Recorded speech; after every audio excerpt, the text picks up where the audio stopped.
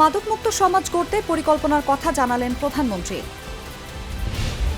জুলাই সনদ নিয়ে সংসদে সমাধান না হলে রাজপথে হবে বললেন ডাক্তার শফিকুর রহমান। আদাবর থানায় ওসি এসআইকে কুপিয়ে জখম। বন্দি প্রত্যর্পণ চুক্তির আওতায় বেনজির আহমেদকে ফেরাতে চেষ্টা করছে দুদক। হামের উপসর্গে প্রাণ গেল আরও এক শিশুর।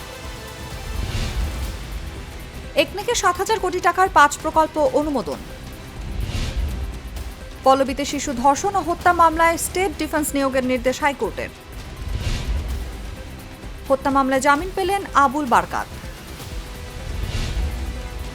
রেল যোগাযোগের আওতায় আসছে আরও ১০ জেলা। এবং গোপালগঞ্জে বাস ট্রাকের ত্রিমুখী সংঘর্ষে নিহত ১, আহত ৭।